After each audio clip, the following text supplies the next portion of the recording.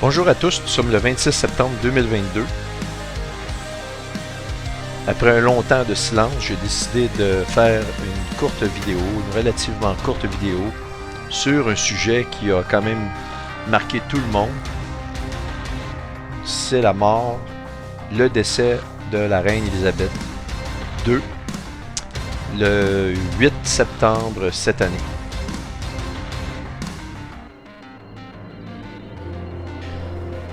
Plusieurs d'entre vous allez vous dire que c'était organisé, probablement qu'elle était déjà décédée avant. Il y avait eu des rumeurs de son décès, je pense, il y a quelques mois. Mais peu importe, c'est pas là-dessus que je vais faire cette vidéo-là. C'est sur quelque chose de beaucoup plus important pour nous tous.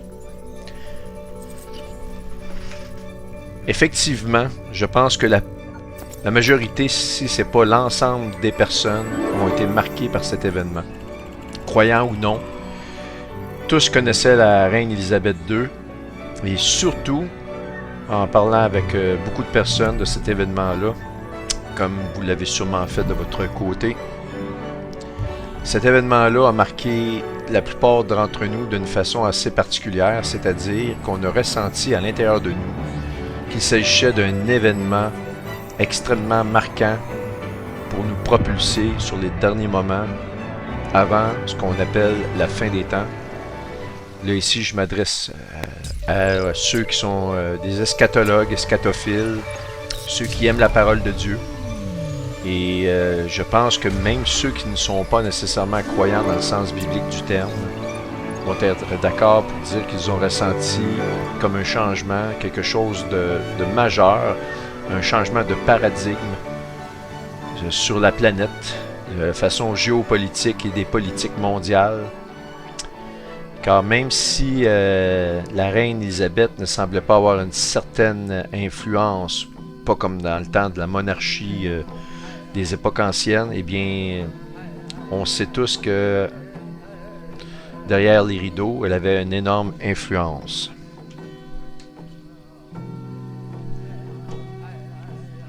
Si vous me permettez, je vais aller vous lire un texte très rapide de Matthieu 24. Pour vous mettre dans le contexte, je vais lire les 2 premiers versets. Alors, comme Jésus s'en allait au sortir du temple, ses disciples s'approchèrent pour lui en faire remarquer la construction. Mais il leur dit, « Voyez tout cela?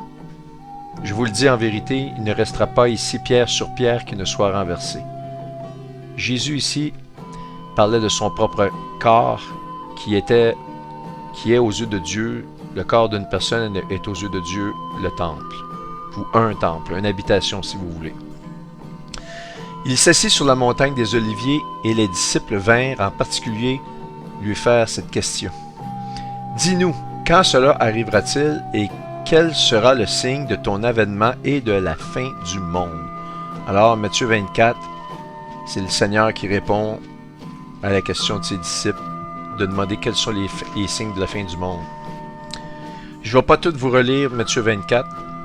Matthieu 24, je vais vous rappeler, contient des prophéties ou des signes post-apocalyptiques et après l'Apocalypse, et aussi nous parle de l'enlèvement de l'Église.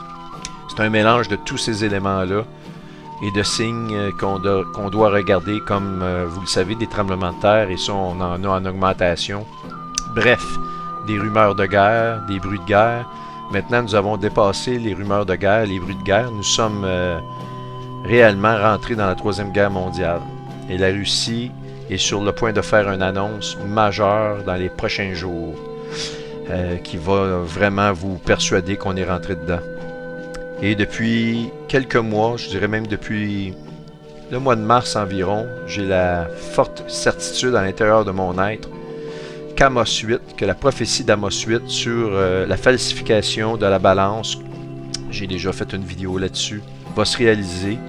Et comme Amos 8 nous le dit, ça sera après la nouvelle lune, après le Shabbat, et je crois qu'il s'agit de la fête des trompettes, et c'est cette fête des trompettes cette année. Je peux toujours me tromper, mais je vais vous dire une chose, je le ressens comme jamais je l'ai ressenti. Alors pour moi, on va attendre la fête des trompettes qui est actuelle, qui est comme commencé. Et bien à partir de là, les choses vont vraiment évoluer. Et ça va être aussi du point de vue économique. Parce que Amos 8, c'est une prophétie sur l'économie, notamment. Alors donc, il y a eu plusieurs signes ici. Il y en a une qui m'a réellement interpellé. Et ça fait longtemps et je vais discuter de cette prophétie-là, ou j'ai discuté de cette prophétie-là avec plusieurs personnes.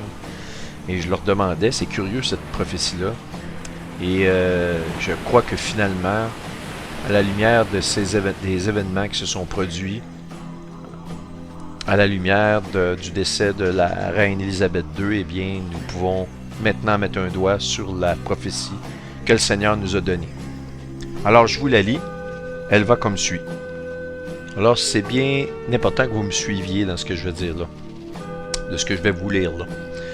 Alors, le Seigneur dit ceci. Si quelqu'un vous dit alors, en parlant de lui-même, le Christ est ici, ou il est là, ne les croyez pas. Car il s'élèvera des faux Christ et des faux prophètes. Ça, c'est dans les derniers jours. Ils feront de grands prodiges et des miracles au point de séduire, s'il était possible, même les élus. Voici, je vous l'ai annoncé d'avance. Si donc on vous dit, voici, il est dans le désert, n'y allez pas. Voici, il est dans les chambres, ne le croyez pas. Il est dans les chambres. Ici, là, vous savez que les francs-maçons, les Illuminati ont ce qu'on appelle des lodges ou des chambres. Et justement, c'est sous l'étiquette de la foi dans Christ qu'ils font leurs ordres. Évidemment, lorsque vous êtes initié dans des plus hauts niveaux, tout devient très sombre et très satanique. Mais la façade de ces organisations secrètes-là, c'est toujours pour des bonnes œuvres. Ça, vous le savez, mais c'est important que je vous le mentionne parce que le Seigneur nous parle des chambres ici. Il fait donc, selon moi, référence à ce que vous allez retrouver le nom de Jésus à travers des ordres dans les loges ou les chambres. Et comme on le voit très bien ici, Jésus-Christ, selon eux, est un maître maçon. Alors quand Jésus nous dit « N'allez pas dans les chambres », si on vous dit « Je suis ici », n'y allez pas, il est écrit « Jésus-Christ et la franc-maçonnerie ». Il devait être impossible pour un franc-maçon de haut niveau de nier que Jésus-Christ est une figure profondément importante dans la tradition maçonnique. Cependant, le déni incombe à tout franc-maçon au courant de ces informations, car il est l'un des plus grands secrets de la franc-maçonnerie. Donc, ne le croyez pas. Il avertit les gens qui font partie de ces sociétés secrètes-là de sortir de là, immédiatement, avant de se rendre trop loin. Il continue en disant « Car comme l'éclair part de l'Orient et se montre jusqu'en Occident, ainsi sera l'avènement du Fils de l'homme. » Ça ici, il ne s'agit pas de sa seconde venue physique sur la terre, mais bel et bien d'un signe qui va se produire au moment de l'enlèvement de l'Église. Il ne pose pas les pieds physiquement sur la terre, mais vient à l'embouchure de ce que je peux appeler la planète Terre pour venir chercher ceux qui lui appartiennent. Il vient comme un éclair d'Occident vers de l'Orient vers l'Occident, pardon. Et il enchaîne ici, ça va être vraiment le sujet de cette vidéo. En quelque lieu que soit le cadavre, je vais vous le souligner, en quelque lieu que soit le cadavre, là s'assembleront les aigles. Quelle curieuse prophétie, quelle curieuse phrase que le Seigneur nous a donnée ici. Et comme vous le savez, le Seigneur, il n'y a aucun mot de sa bouche qui a été prononcé qui était en vain. Il n'y en a pas de trop, ni il ne manque pas de mots. Et d'ailleurs, il y a des versets qui disent « N'ajoutez rien, n'enlevez rien, mais ne changez aucune virgule dans le texte. » Eh bien voilà, ici, s'il a dit ça, il y avait une raison de le dire. Il vient de parler de l'enlèvement, du signe de l'enlèvement, et il enchaîne immédiatement en quelque lieu que soit le cadavre. Là, s'assembleront les aigles. Unit heading up to the code 3 chase. Suspect was last reported southbound on Highway 99.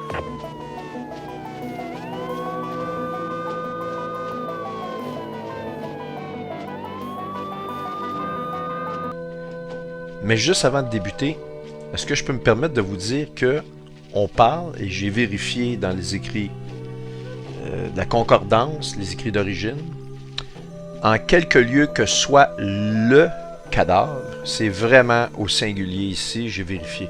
Donc on parle d'un cadavre.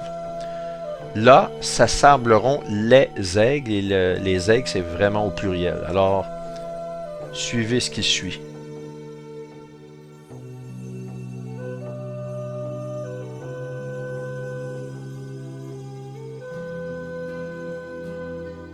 La maison royale de la Géorgie.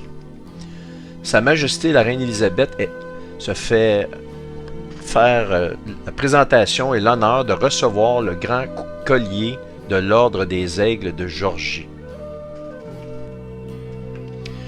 Ici, ce que je suis en train de vous montrer, c'est un ordre qui est le plus haut niveau de chevalerie qui existe, qui s'appelle l'Ordre des Aigles. Et vous allez voir, il a reçu ça le 8 mars 2017, un mercredi, au Kensington Palace à Londres. Et on peut lire ici, Sa Majesté la Reine Élisabeth II du Royaume-Uni a reçu, si vous voulez, le grand collier de l'Ordre des Aigles de Géorgie et aussi la tunique de leur Seigneur Jésus-Christ. Alors, quand le Seigneur dit n'allez pas dans les chambres, n'y allez pas, eh bien, ils ont des loges, ils ont des chambres dans lesquelles ils s'envoient les honneurs immenses et tout est là. Vous avez tout. Mais attendez de voir, cette vidéo-là ne sera pas tellement longue, mais ce que je vais vous dire, c'est toute la royauté européenne et toute la royauté. Il y a des membres de cette organisation-là dans tous les secteurs qui sont redevables au Royaume-Uni ou à l'Angleterre. Alors, tous les anciens rois, ceux qui ont été déchus ou ceux qui ont... Il y a plusieurs pays, par contre, qui ont mis fin à la royauté de certaines lignées royales. Mais ces princes ou ces rois-là continuent sous les lumières, sous le joug des projecteurs, si vous voulez, à œuvrer avec d'énormes richesses et dans le plus grand secret. Et le membre, si vous voulez, le plus important de cette organisation-là actuellement, il s'appelle ici le prince David de Géorgie, qu'on voit ici en plein milieu. Et c'est lui qui est le plus haut de cet ordre-là. Il est très très proche de la reine d'Angleterre, la reine qui est décédée, en fait, je vais l'appeler au présent, là, pour le besoin de la cause de faire cette vidéo-là. Donc, vous avez tout ici, tout est à l'intérieur de ça. Vous avez maintenant les preuves que lorsque le Seigneur nous a dit, là, en quelque lieu que soit le cadavre, va s'assembler les aigles, eh bien, ils ont été présents pour honorer la reine à ses obsèques. Et donc, il nous parle, selon moi, c'est un des signes ultimes de l'enlèvement. Lorsqu'on va voir ça ici, c'est un grand signe, un grand marqueur que le Seigneur nous a donné. Entre autres, parce qu'il y a plusieurs signes à l'intérieur de Matthieu 24. Mais lorsqu'il parle de tremblements de terre en divers lieux, on en a de partout là, maintenant, mais ça fait quelques années que ça roule. Donc, c'est un signe de son avènement. On n'avait pas ça il y a 20 ans, mais là, maintenant, on en a. Mais c'est un signe sur peut-être quelques années de son avènement. Mais nous, en tant qu'humains, 5-6 ans, c'est très long. Mais un signe comme ça, qu'on nous parle, que le Seigneur nous parle d'un cadavre dans lequel des aigles vont s'assembler, il ne dit pas pour l'honorer, mais un aigle, ce n'est pas un charognard, il ne va pas manger un cadavre. Alors, s'il s'assemble là, eh bien, il y a une très grande importance. Maintenant, que signifie l'aigle en général dans la société? Alors, lorsqu'on regarde le symbole qu'est-ce que l'aigle symbolise finalement? Eh bien, je vous ai fait une petite traduction ici du texte qu'on retrouve là. Eh bien, l'aigle est souvent un symbole solaire et peut être lié à tous les dieux du ciel. The Gods avec un petit S. Est-ce que c'est pas assez incroyable? Il signifie l'inspiration, la libération de l'esclavage, la victoire, la longévité, la vitesse, la fierté, la paternité, si vous voulez, et la royauté. C'est souvent l'emblème de la nation puissante. Les peuples romains, français, autrichiens, allemands, américains ont tous adopté cette image comme symbole. Tous des pays amis du Royaume-Uni actuellement. Il y en a d'autres, mais essentiellement, avec les États-Unis d'Amérique, on peut regarder toutes les grandes lignes de royauté européenne. Sont membres de l'ordre des aigles, avec un S. N'est-il pas incroyable que ça signifie aussi la libération de l'esclavage? Et lorsqu'on regarde, dans les psaumes 2, il est écrit « Pourquoi ce tumulte parmi les nations? Ces vaines pensées parmi les peuples? Pourquoi les rois de la terre se soulèvent-ils et les princes se liguent-ils avec eux contre l'Éternel et contre son oint? Brisons leurs liens, délivrons-nous de leurs chaînes. » Donc les rois de la terre veulent être libres et se libérer des chaînes de l'Éternel et de Christ, parce qu'ils veulent régner ici sur nous comme si nous étions du bétail. Et l'un des problèmes, des grands problèmes qu'ils doivent contourner et qu'ils ont actuellement, c'est la puissance du Seigneur. Et ils savent très bien que le Seigneur va venir ici pour mettre fin à leur plan. Alors, ils sont vraiment désespérés et veulent se libérer. Et donc, le symbole de l'aigle qu'on voit ici, c'est la libération de l'esclavage. Eux voient le Seigneur comme de l'esclavage. Ici, vous voyez des images de l'aigle comme symbole de la royauté. OK? L'un des faits les plus incroyables qui rend encore la chose que je vous montre là, qui lui donne encore plus de crédibilité, est le fait que la première ministre Liz Truss a lu des versets bibliques aux funérailles à l'entrée pour le but de la cérémonie des funérailles de la reine Élisabeth II, et elle a lu le livre de Jean, chapitre 14, les versets 1 à 9. Regardons-les ensemble. Et on le lit ici, on le trouve, Jean 14, le verset 1. Le Seigneur dit « Que votre cœur ne se trouble point. Croyez en Dieu et croyez en moi. Il y a plusieurs demeures dans la maison de mon Père. Si cela n'était pas, je vous l'aurais dit. Je vais vous préparer une place. Et lorsque je m'en serai allé, et que je vous aurai préparé une place, je reviendrai et je vous prendrai avec moi, afin que là où je suis, vous y soyez aussi. » Elle lit donc, la première ministre du Royaume-Uni, elle lit des versets qui sont réellement ciblés sur ce qu'on appelle l'enlèvement. Alors le Seigneur continue en disant « Vous savez où je vais et vous savez le chemin. » Alors Thomas lui dit « Seigneur, nous ne savons où tu vas. Comment pouvons-nous en savoir le chemin? » Jésus lui dit « Je suis le chemin, la vérité et la vie. Nul ne vient au Père que par moi. » Autrement dit, je vais terminer ici, mais pour vous montrer que le contexte est l'enlèvement. Vous croyez au Seigneur, vous donnez votre vie au Seigneur, vous avez une relation personnelle avec lui, ben le chemin il est tracé pour vous, à votre mort, ou que ce soit l'enlèvement, que ce soit une mort physique avant l'enlèvement, eh bien il va vous prendre et vous allez faire partie de ce qu'on appelle son Église. Mais c'est quand même extraordinaire. Cette prophétie-là prend tout son sens.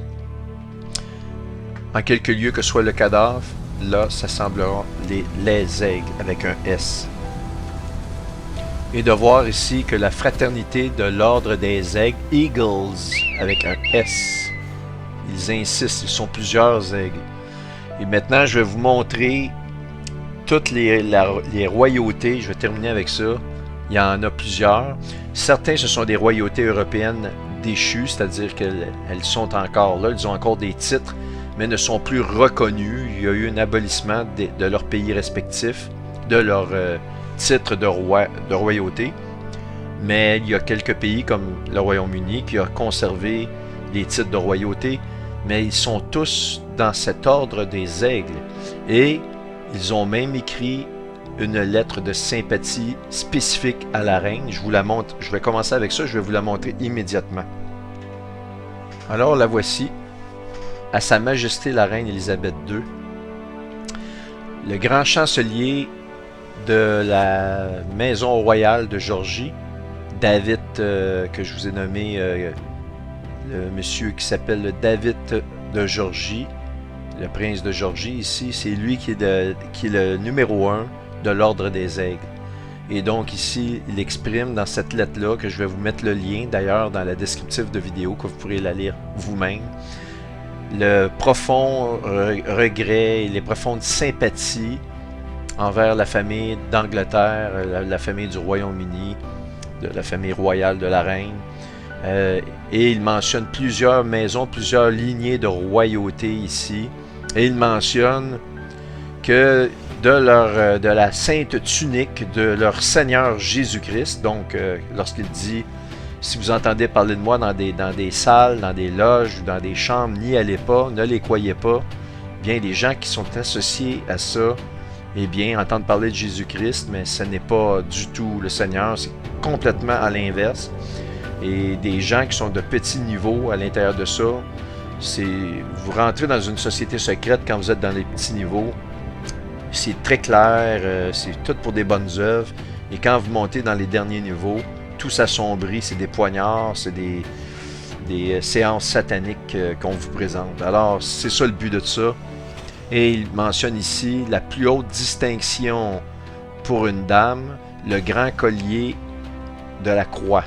Alors, c'est ce qu'elle avait reçu et elle était un membre émérite de l'Association des aigles. Je vous le montre immédiatement avec quelques noms qui font partie de cette association.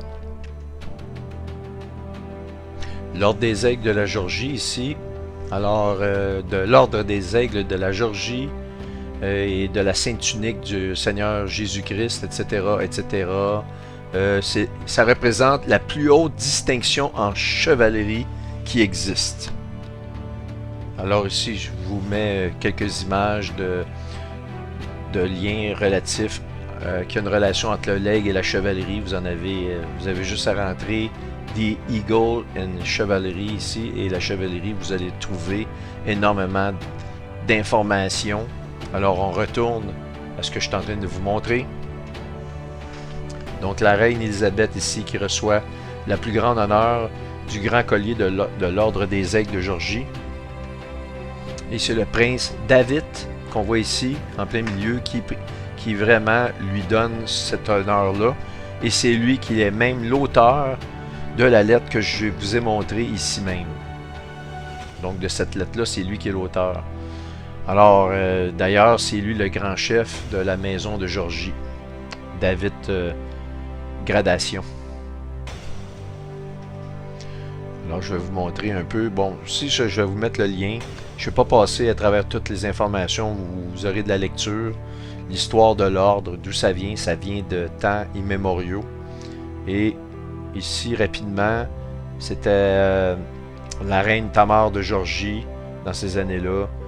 Et après ça, c'était Iraki Bagration qui a pris la suite des choses. Maintenant, aujourd'hui, c'est ici, ils mettent un D, mais moi, j'ai vu un T un peu partout.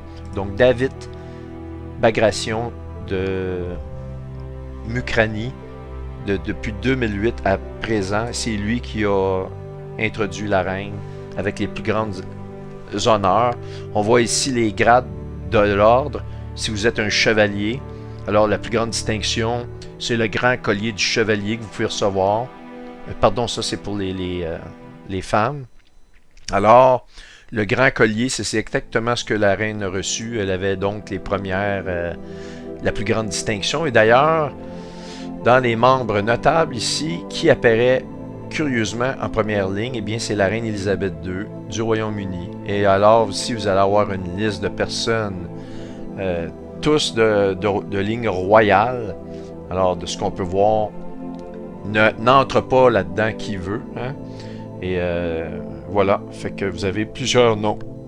Et je vous montre maintenant une liste assez rapide des lignées royales pour clore cette vidéo.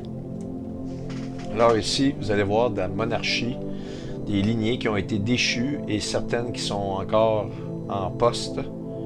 Vous avez l'Albanie, l'Australie, la Bulgarie, la France, etc. Vous allez avoir un nombre incalculable de personnes. Ils sont partout, partout. Italie. Et c'est noté que c'est tous des pays qui ont envoyé des membres pour rendre respect à la dépouille, à la carcasse de la reine, si j'ose dire. Je vais vous mettre le lien dans le descriptif de la vidéo. Et aussi ici, de l'ordre des aigles, des délégations, et il y avait des membres de toutes ces délégations-là présents pour rendre hommage à la dépouille et de la carcasse de la reine. Donc, les aigles se sont réellement assemblés à la dépouille, alors que le Seigneur l'associe à un grand signe de l'enlèvement. Alors, j'espère que cette vidéo-là vous a plu, mais rapidement, je vais défiler. En Australie, vous avez un membre, David Fleming, GP. Et ici, on voit vice-recteur de l'Australie. Bon, vous avez des noms pour l'Australie, l'Autriche, les Bahamas, les Caraïbes, la Belgique, la Bosnie, la République tchèque, la France, la Grèce, l'Allemagne, évidemment, l'Espagne, l'Irlande, je vais passer Sicile, Japon, partout. Partout, Nouvelle-Zélande, Portugal, la Russie, la Serbie. Bon, je vais vous mettre aussi le lien de ce site-là pour que vous puissiez le voir de vous-même, par vous-même, puis constater que ces choses-là sont réelles et que, encore une fois, si on regarde au niveau des psaumes, eh bien, c'est réellement quelque chose d'intéressant ici quand on nous parle que ce sont les rois de la terre et les princes. Alors vous avez dans ces royautés-là que je vous ai montré, il y a beaucoup que ce sont des princes et des rois déchus, comme celui qui est à la tête de l'ordre des aigles de Géorgie, qui s'appelle David Bagration de Mukrani, et qui est maintenant en poste depuis 2008 jusqu'à maintenant, et c'est lui qui a intronisé la reine d'Angleterre. Alors j'espère que ça vous a plu. Je suis désolé, je suis un petit peu rouillé de faire des vidéos. J'espère que ça va être assez cohérent pour vous, que mes explications vont vous rejoindre. De toute manière, écoutez, les signes sont là, on est extrêmement proche. Merci de votre écoute et bonjour à tous.